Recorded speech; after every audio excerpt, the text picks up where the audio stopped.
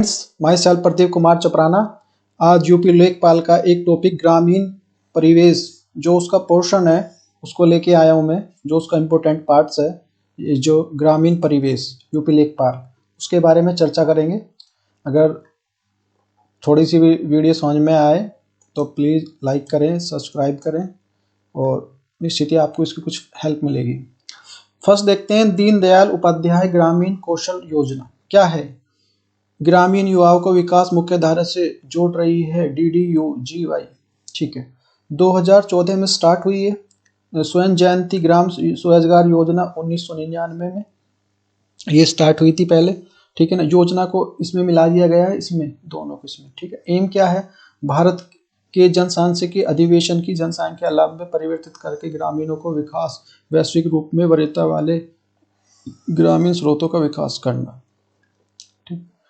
Targeted group क्या है इसके, जो टारगेट ग्रुप है इसके 15 से 35 एज ग्रुप के हैं जो भी हैं। इसमें EGA और BPL PDS कार्ड्स धारक जो हैं, अंत्योदय कार्ड धारक इस तरह से हैं। और ये जो है 2011 में सामाजिक आर्थिक जातिगत आंकड़ों को गरीबों को करती है, उसका कलेक्शन करती है। उसके बारे में SC ST जो 50%, महिला 33%, मेजोरिटी जो 15%, दिव्यांग जो इसमें 3%। एम्प्लॉयमेंट बेस स्किल जो मंथ जो 12 मंथ की जो स्किल दी जाएगी इसमें, और 250 प्रकार के कौशलों का प्रोग्राम होगा इसमें। 75 स्किल लोगों को कम से कम 6,000 रुपये प्रति माह रोजगार देने की व्यवस्था। और वर्ल्ड बैंक की इसमें सहायता करेगा, वर्ल्ड बैंक जो इसमें। नेक्स्ट है सब प्रोग्राम क्या, जो हिमायत जो ये रोशनी जो JKU यूथ के लिए है, ये नक्सलाइज जो इफेक्टेड डिस्ट्रिक्ट है उनके लिए है। स्टार्टअप विलेज इंटर्नशिप जो पेनियरशिप प्रोग्राम। हिमायत जो ग्रामीण जनसंख्या के उद्यमी को बढ़ावा देने के लिए है, आजीविका सुनिश्चित करने के लिए। इसमें जो सेल्फ हेल्प ग्रुप हैं, स्किल्ड और क्रेडिट हैं। दीनदयाल उपाध्याय नेशनल रूरल अंत्योदय योजना, ये बहुत इंपॉर्टेंट है। दीनदयाल अंत्योदय योजना जो 2015 में स्टार्ट हुई थी, लाइवलीहुड मिशन 2011 को इसमें शामिल किया गया है। प्रोग्राम जो है BPL महिलाओं के लिए सेल्फ एम्प्लॉयड बनाना। इसमें घर घर जो महिला है ना, घर घर की जो एक महिला है वो सेल्फ जो ग्रुप बनाएगी सेल्फ हेल्प वाला। कमजोर महिला इसमें वर्ग आएंगी, महिला ढोने वाली, मानवीय तस्करी के लिए उसके शिकार हैं जो भी है। गठबंधन के जो सहायता के लिए प्रत्येक सेल्फ ग्रुप के लिए कोऑर्डिनेट के लिए NGO द्वारा 1,000 रुपये दिए जाएंगे जो इसके से, और मेंबर के हिसाब से स्किल पर 7500 रुपये। अब देखते हैं नेक्स्ट, समझते हैं क्या है। नेक्स्ट है हमारी मध्यमान भोजन योजना की निगरानी के लिए ब्लॉक स्तर पर समिति बैठक करती है, 15वें दिन करती है। अब देखते हैं इसको पूरा क्या है। योजना जो रोजाना जो ग्रामीण स्तर पर होती है, त्रैमासिक स्तर पर, राज्य स्तर पर होती है, और जो हमारी ये होती है ना मासिक स्तर पर, राष्ट्रीय स्तर पर होती है मासिक स्तर पर, वो 15 दिन में होती है पंचायत स्तर पर। देखते हैं, ये 15 अगस्त 1995 को स्टार्ट हुई। NEP NSC के नाम से इसको जो ओनली फॉर द 1 से 5 तक के बच्चों के लिए, क्लास के बच्चों तक स्टार्ट हुई थी। 2001 में सुप्रीम कोर्ट ने इसको पका हुआ भोजन, पहले कच्चा भोजन दिया जाता था जैसे गेहूं दे दिया इस तरह से। 2001 में बोला कि नहीं, पका हुआ इनको गवर्नमेंट जो पका हुआ भोजन दो, तो पका हुआ भोजन दिया जाने लगा। ठीक है, पंचायत अक्टूबर 2007 से 6 से 8 तक के बच्चों को भी भोजन दिया जाने लगा। फिर इसके बाद पहले क्या था, कच्चा, फिर ये 2007 से पका हुआ भोजन आया। इसमें एनर्जी के कुछ पैमाने हैं, क्या क्या है। कार्बोहाइड्रेट जो है कुछ 1 से 5 तक के क्लास के लिए हैं, 450 कैलोरी है। 450 कैलोरी में जो है हमारा अनाज है 100 ग्राम है, प्रोटीन 12 ग्राम है, दाल 20 ग्राम है, सब्जी 50 ग्राम है, वसा और तेल 5 ग्राम है। उस 6 से 8 तक के जो क्लास के लिए कितनी कैलोरी निर्धारित की गई है, जो 700 कैलोरी निर्धारित की गई है, जिसमें अनाज 150 ग्राम है, प्रोटीन 20 ग्राम है, दाल 20 ग्राम है, और सब्जी जो 50 ग्राम है, वसा या तेल वो जो है 75 ग्राम है। देखो वो जो 7.5 ग्राम, सॉरी। इस स्कीम का जो नया नाम है ना, वो है जो पोषण, PM पोषण। नेक्स्ट देखते हैं, नेक्स्ट क्या है हमारा SSA यानी कि समग्र शिक्षा अभियान। या नेशनल एजुकेशन मिशन NEM। इसमें 13 जो योजनाओं को रखा गया, 3 योजनाओं को रखा गया है। 3 योजना में कौन कौन सी हैं? सर्व शिक्षा अभियान है मेरा, जो 2001 में चलाई गई थी, और ये 6 से 14 वर्ष साल के बच्चों के लिए है, सर्व जो शिक्षित करना, और इनका उद्देश्य, इसका उद्देश्य है। नेक्स्ट है हमारा राष्ट्रीय माध्यमिक शिक्षा अभियान RMS से, ये 15 से 16 वर्ष के जो स्टूडेंट हैं उनके लिए है, ये 2009 में स्टार्ट किया गया था। नेक्स्ट है CSSTE central state scheme for teacher education, तो ये 1987 में स्टार्ट हुआ, इसमें ऑपरेशन ब्लैक बोर्ड वगैरह स्टार्ट हुआ था।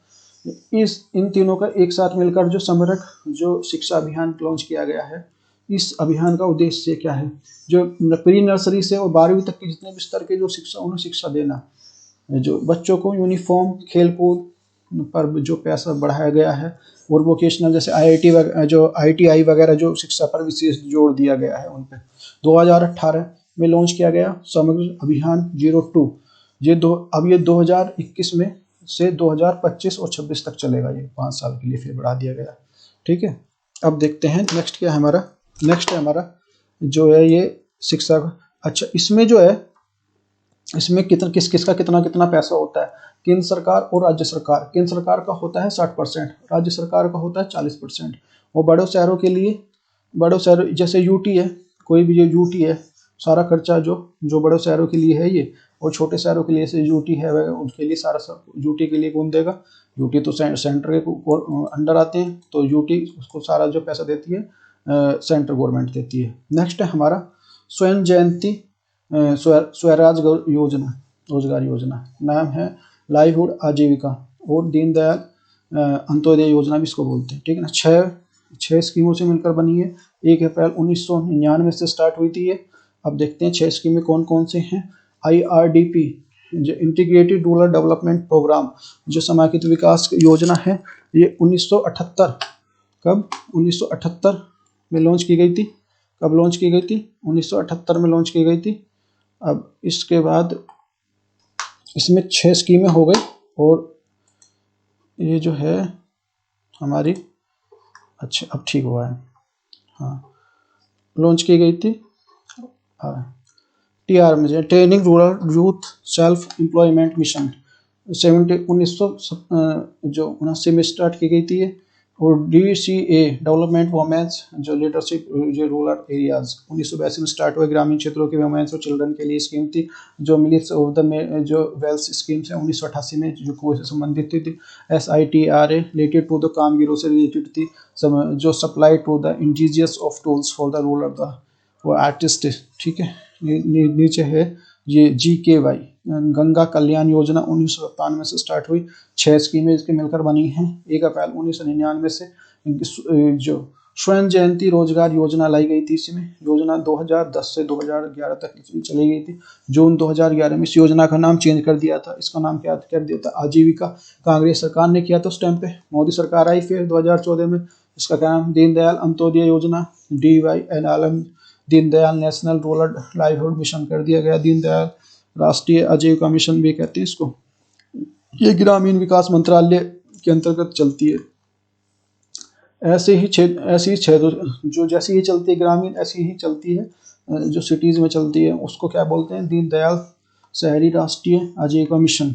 नेक्स्ट है हमारा PRI पंचायती राज जो इंस्टीट्यूशंस, पंचायती राज संस्थानों में, ठीक है, संबंधित संविधान का कौन सा 73वां संविधान संशोधन है। और ये तो कब जो 1992 में हुआ था, और लागू कब हुआ था? 24 अप्रैल 1993 में, 1 साल बाद हुआ था। ठीक है, इसमें इस दिन पंचायती राज दिवस मनाते हैं, इसलिए 24 अप्रैल को लागू हुआ तो 24 पंचायती राज दिवस मनाना स्टार्ट हुआ। ये भाग हमारे संविधान के 9 में है, अनुसूची 11 है। भाग 9 में अनुसूची 243D में अनुसूचित जाति और जनजाति का महिलाओं के लिए, चाहे वो ग्राम प्रधान के पद हों या वार्ड के मेंबर के पद हों, तो जो पंचायती राज में महिलाओं को सीट जो है, जितनी सीट होंगी ना, उसका 1% 1/3 दिया बराबर 30% दिया जाएगा महिलाओं के लिए। आर्टिकल 243D में है ये। SC और ST के लिए जनसंख्या के आधार पर जितनी संख्या है उसी गाँव की, उसकी रोटेशन के आधार पर दिया जाएगा। 33% जो आरक्षण किसी भी महिलाओं के लिए है, चाहे वो किसी भी जाति और जनजाति के लिए हो।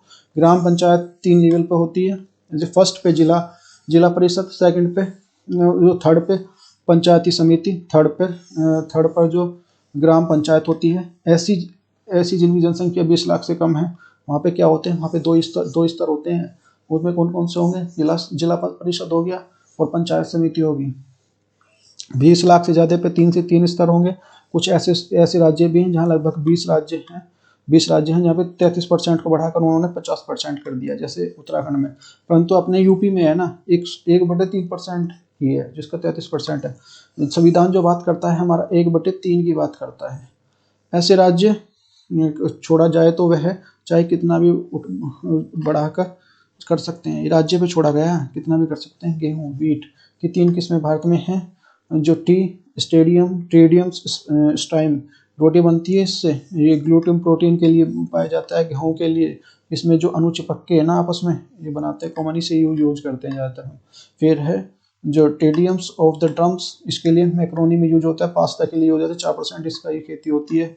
फिर 1% जो टेडियम जो डायोकम्स जो थलपाली, ये काठिया गेहूँ भी से कहते हैं। नेक्स्ट है गेहूँ की किस्में कौन कौन सी है, पूसा, सोनालिका, कल्याण, राज 3077, सुगंध धानी किस्म है, लूनाश्री, जया, साकेत, कावेरी, गोविंद। सदाबहार चने की प्रजाति है। भारत में सबसे ज़्यादा दालें यहीं से उगाई जाती हैं। भारत में सबसे ज़्यादा मक्का की प्रजाति जवाहर, सरताज, गेहूं की प्रजाति करण, नरेंद्र। एमएसपी गेहूं का जो एमएसपी है 2015 रुपये, चने का 5230, धान का 1940, मक्के का 1860। गेहूं की नई किस्म कौन कौन सी हैं, करण नरेंद्र, करण मिश्रिया, करण वंदना। उटका क्या है, फसल में लगने वाला रोग है, ये विनाश कर देता है। उटका रोग दलहनी फसलों में लगता है ज़्यादातर। बाजरे में अरकट या हरित वाली रोग लगता है। मूंगफली में टिक्का रोग लगता है। गेहूं में गेरुई रतुआ रोग लगता है, या रस्टी बोलते हैं, कवक के कारण होता है। YBB yellow black brown. Red rot गन्ने का रोग है। शीत ब्लोट घास का रोग, इसके लिए मतलब है झुलसना होता है, इसका मतलब। सल्फास नेक्स्ट है टॉपिक हमारा, सल्फास का वैज्ञानिक नाम है एल्यूमिनियम फास्फाइड। जो आत्महत्या होती है सबसे ज़्यादा इसलिए यूज करते हैं। चने में जो कीट लगता है उसमें बाली में काटने के लिए उसको हेप्टोक्लोर का जो छिड़काव करते हैं। इंडोसल्फान के तने के छेद के लिए यूज होता है, जो तने में छेद कर देते हैं। सफ़ेद या सफ़ेद धब्बे वाले कीट की जो होते हैं उनको रोकने के लिए होते हैं। फिर होते हैं क्लोरोफ्लेज फॉस्फोन, जो आर्मी कीट होते हैं, सैनिक कीट भी बोलते हैं इसको। इसका जो धान सोयाबीन में इनके कीट, इसका कीटों के लिए यूज करते हैं इसका। नेक्स्ट है हमारा टॉपिक है अनाज भंडारण के लिए क्या करते हैं, जिंक फास्फाइड का यूज करते हैं या एल्यूमिनियम सल्फाइड का यूज करते हैं, जो फास्फाइड का यूज करते हैं। इसे ही सल्फास कहते हैं नॉर्मल भाषा में। पशुओं में होने वाले रोग विषाणु आदि कारण होते हैं। जो इसका पता लगाने के लिए हाई सिक्योरिटी एनिमल डिसीज जो लेबोरेटरी, जो हाई सिक्योरिटी जो एनिमल डिसीज लेबोरेटरी का है भोपाल MP में है। जैसे पशुओं के रोग, खुरपका इत्यादि के लिए वन प्रबंधन संस्थान भी यहीं पे है। ICAR भारतीय कृषि अनुसंधान संस्थान दिल्ली में है। जुलाई 1929 में इस खुली थी। भारत में खेती के लिए रिलीज्ड रिसर्च यहाँ पे होती है, रिलेटेड जितनी भी है ना यहाँ पे होती है। वाराणसी में भारतीय सब्जी अनुसंधान संस्थान है। जबलपुर में जो खरपतवार शोध संस्थान है। न्यू दिल्ली में NCBR, यहाँ पे क्या है NCTRI central food technology research institute. केंद्रीय खाद्य प्रौद्योगिकी संस्थान मैसूर में है। ये भाषा शोध संस्थान भी यहीं पे है। जो Indian language research institute Mysore में। शिमला में आलू या पोटैटो रिसर्च इंस्टीट्यूट है। जो आलू की क्रांति को बोलते हैं गोल क्रांति, गोल राउंड रेवोल्यूशंस। कटक जो उड़ीसा CRII चावल अनुसंधान केंद्र सेंट्रल रिसर्च इंस्टीट्यूट है। भारतीय चावल अनुसंधान केंद्र। हैदराबाद में है। नागपुर में कपास cotton central cotton research institute है। कॉटन की क्रांति को सिल्वर फाइबर रिवोल्यूशन भी क्रांति भी कहते हैं। ठीक है। हरित क्रांति अनाजों के लिए थी, जैसे गेहूं हो गया और चावल हो गया। 1 डिस्ट्रिक्ट 1 प्रोडक्ट, एक जिला एक उत्पाद योजना, ये 24 जनवरी 1918 से यूपी से स्टार्ट हुई थी। यूपी से स्टार्ट 24 जनवरी यूपी को ही क्या है, यूपी का बर्थडे है। यूपी इसी दिन स्थापना हुई थी 24 जनवरी को, जो अभी आ रहा है। बलिया माथे की बिंदी के लिए फेमस है। अयोध्या गुड़ के लिए फेमस है। औरैया देसी घी के लिए फेमस है। बहराइच गेहूं के डंठल से बने उत्पाद के लिए फेमस है। पल्सिस प्रोडक्शन क्या होता है, दलहन का उत्पाद भारत में फर्स्ट है, भारत फर्स्ट नंबर पे है। दलहन पर्सन जो पल्सिस में उत्पादन करने में फर्स्ट है। सबसे ज़्यादा उपभोक्ता कंज्यूम भी सबसे ज़्यादा करता है, और सबसे ज़्यादा इंपोर्ट भी, आयात भी सबसे ज़्यादा करता है, क्योंकि खपत ज़्यादा है यहाँ पे, कंजप्शन ज़्यादा है, ठीक है ना। बाजरा उत्पादन में भारत फर्स्ट है। मक्का 7वें नंबर पे है। चावल और गेहूं में इंडिया जो सेकंड नंबर पे है। भारत में सबसे ज़्यादा चना और फिर तूर या अरहर की दाल उगाई जाती है। राइजोबियम नाम का बैक्टीरिया रूट में, इनकी रूट में पाया जाता है। नाइट्रोजन की स्क्रीन का काम करता है जो। नेक्स्ट है प्रोटीन की मात्रा गेहूं में कितनी होती है, 11 से 12% होती है। मुख्य रूप से कार्बोहाइड्रेट देने वाला अनाज है। ग्राम चने में 21% जो मात्रा होती है, और मूंग में 25% होती है। मटर में 22%, उड़द में 24%, सोयाबीन में सबसे ज़्यादा होती है 45% जो प्रोटीन होता है। प्रकृति के आधार पर जो प्रकृति देखा जाए, एक तरह से देखा जाए तो ये दलहनी फसल है, दाल है। और उपयोग के हिसाब से क्योंकि सबसे ज़्यादा इसका तेल निकालते हैं, जो तिलहन फसल है क्योंकि इसका तेल भी निकालते हैं। अब देखो सबसे ज़्यादा सोयाबीन कहाँ होती है, हमारे एमपी में होती है। एमपी मध्य प्रदेश में। मूंग का एमएसपी कितना है, 7225 रुपये, 7225 रुपये प्रति क्विंटल है। नेक्स्ट टॉपिक है हमारा सेंट्रल स्किल बोर्ड्स, केंद्रीय रेशम बोर्ड, सिल्क बोर्ड, जो बेंगलुरु 1948 में बना। रेशम 3 किस्में होती हैं, रेशम के कीट की खेती को जो सेरीकल्चर, और मधुमक्खी का जो पालन को एपीकल्चर बोलते हैं, ठीक है। कॉफ़ी बोर्ड भी यहाँ बेंगलुरु में है, 1942 पर, ये 1942 में बना था, और ये 1948 में। इससे कॉफ़ी बोर्ड पहले बना था, बाद में क्या बना, ये बना रेशम बोर्ड। नेक्स्ट है कोएटम रबड़ बोर्ड, 1947 में बना। कंटूर 1976 में। तंबाकू बोर्ड का मुख्यालय है। कोच्चि मसाला बोर्ड 1972 में बना। समुद्री जो उत्पाद संबंधी मुख्यालय यहाँ पे है। चाय बोर्ड 1954 में कोलकाता में है। जो नेक्स्ट है हमारा Indian council for agriculture research institute, भारतीय कृषि अनुसंधान परिषद, ICR स्थापना 16 जुलाई 1929 को हुई थी। हेडक्वार्टर न्यू दिल्ली में है। जो इसके जो अध्यक्ष होता है हमारे कृषि मंत्री होते हैं। जो एग्रीकल्चर मिनिस्टर हमारे कौन है, नरेंद्र सिंह तोमर जी हैं, वो इसके वो हैं। और DG डायरेक्टर जनरल जो त्रिलोचन मोहपात्रा हैं, और CISR के अध्यक्ष PM और नीति आयोग के भी यही होते हैं। नेक्स्ट है हमारा सॉइल, मिट्टी 5 से 10% कार्बनिक पदार्थ होते हैं। ये ह्यूमस बोलते हैं इसको, ये जो सड़े गले पत्ते जो मिट्टी में मिल जाते हैं, दैट इज कॉल्ड ह्यूमस। 25% जल होता है इसमें मिट्टी में। 25% के पास जो वायु होती है। 40-50% जो इस तरह से ये होता है। मिट्टी लेटराइट तंबाकू के लिए है। लेटराइट मिट्टी चाय कॉफ़ी के लिए है। काली मिट्टी ब्लैक सॉइल कपास के लिए है। पीट दलदली मिट्टी में जहाँ वर्षा ज़्यादा होती है वहाँ ज़्यादा पाई जाती है। ज़्यादा वर्षा होगी तो बड़े तने हैं, पत्ते हैं, ये सब जो ज़्यादा सड़े गलेंगे, उन्हें कार्बनिक पदार्थों की मात्रा इसमें ज़्यादा होगी। सबसे ज़्यादा इसमें 40% तक पहुँच जाती है, जबकि नॉर्मल में 5 से 10 होती है। अभी पीछे देखा हमने। पौधे के विकास के लिए 2 प्रकार के पोषक तत्व पाए जाते हैं, एक मैक्रो एक माइक्रो। जो मैगजीन एंजाइम सक्रियता के लिए चाहिए, सल्फर प्रोटीन व तेल निर्माण के लिए चाहिए, आयरन श्वसन के लिए चाहिए, आयरन क्लोरोफिल निर्माण के लिए चाहिए, ये श्वसन के लिए, तांबा श्वसन के लिए चाहिए। नेक्स्ट देखते हैं दीनदयाल उपाध्याय योजना 2014 में स्टार्ट हुई थी, ये तो देख चुके अभी हम। नेक्स्ट चलते हैं। नेक्स्ट है हमारा, नेक्स्ट क्या है, ये भी हो चुका, यहाँ तक हो चुका था, पीछे ये है कौशल पंजी योजना, स्किल रजिस्टर, एम खुद नागरिक रजिस्टर है। इसकी रजिस्टर है SSG ग्रामीण Kaushal Yojana, common service help centre block centre पर करना। अन्नपूर्ण योजना, अन्नपूर्ण 65 वर्ष से ऊपर के वरिष्ठ नागरिकों के लिए है। किसी की पेंशन योजना, कोई लाभार्थी नहीं होना चाहिए इसमें। और 10 किलोग्राम अनाज इसको मुफ्त मिलेगा। जो मिशन अंत्योदय योजना, ये जो 50,000 जो ग्राम पंचायत है उनके लिए है। इनमें इन ग्राम पंचायतों की गरीबी मुक्त करना है। जो इंफ्रास्ट्रक्चर, मानव विकास और आर्थिक गतिविधियां, कृषि विज्ञान केंद्र, सामान सेवा केंद्र, ई-मेसवी सेंटर बनाए जाएंगे इसमें। अब है दिशा। दिशा क्या है? केंद्र सरकार की 28 परियोजनाओं के विकास के लिए कार्य कर रही है, उसके आपस में समन्वयन के लिए, निगरानी के लिए किया है। यह एक प्रकार का डाटा प्लेटफॉर्म है जो प्रोजेक्ट डेवलपमेंट के संबंधी सूचना प्रतिनिधियों के द्वारा दी जाएंगी। 29 जून 2018 से दिशा वीक मनाया गया जब, ठीक है, 25 जून से 29 जून के बीच 2018 के बीच में। महिला विकास सशक्तिकरण परियोजना, राष्ट्रीय ग्रामीण आजीविका मिशन के तहत गरीबी महिलाओं के लिए सशक्त बनाना करना। प्रोग्राम क्या है?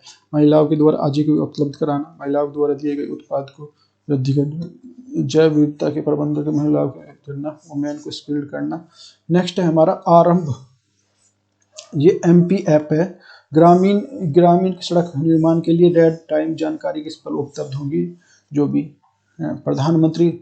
नेक्स्ट हमारा प्रधानमंत्री सड़क योजना, प्रधानमंत्री गरीबी पुनर्वास कार्यनीति के द्वारा 2000 में प्रधानमंत्री ग्राम सड़क योजना की गई, अटल जी के टाइम पे की गई थी, उन्होंने की थी इसकी। इसमें जो मोदी सरकार ने कितने बनाई है, इतनी सड़क जो ये बना दी है। केंद्र सरकार प्रायोजित इस कार्यक्रम के लक्ष्य के लिए राज्यों की मदद करना है और शहरों के लिए राज्य सूची का वो करना है। इस कानून के नेटवर्क के द्वारा जोड़ी गई हैं। इसमें मौसम के काम करने वाली सड़कों से पुलियों का, नालियों का पूरे माल काम करती हैं, उसके साथ जोड़ना है। 500 से अधिक जहां आबादी है वहाँ 2001 की जनगणना के अनुसार बस्तियों को जो कार्यक्रम साझा करना। इस प्रकार के लिए पूर्वोत्तर के सिक्किम, हिमाचल प्रदेश, वहाँ पे जहाँ पे 250 हैं वहाँ पे इस तरह की जो काम करते हैं ये जो। नेक्स्ट है हमारा सांसद आदर्श ग्राम योजना। ये क्या है? सांसद ग्राम योजना का जो 2014 में स्टार्ट किया गया, जब ये मोदी जी आए थे, तो कि एक सांसद एक उसको गांव को गोद लेगा। तो गांव गोद लेगा तो उसकी शर्त ये थी कि उसका गांव जो है, या उसका सांसद का या उसका गांव नहीं होना चाहिए और ना ही उसका ससुराल का गांव होना चाहिए। बस देखना ऐसे। नेक्स्ट है हमारा पंचायत दर्पण। ग्रामीण विकास मंत्रालय के जो SVI के द्वारा कार्यान्वयन के द्वारा पता लगाने के लिए 35 सूत्री प्रभाव निगरानी केंद्र विकास किया गया है। प्रगति का मूल्यांकन परिणाम संकेतों के जरिए किया गया है। मोटे तौर पर बुनियादी सुविधा जैसे शिक्षा, सुरक्षा, आजीविका, सशक्तिकरण और स्वास्थ्य सुरक्षा, ई-गवर्नेंस को शामिल किया जाते हैं। Thank you for listening. यदि थोड़ा सा भी आपको समझ में आया हो और तो प्लीज़ लाइक करें।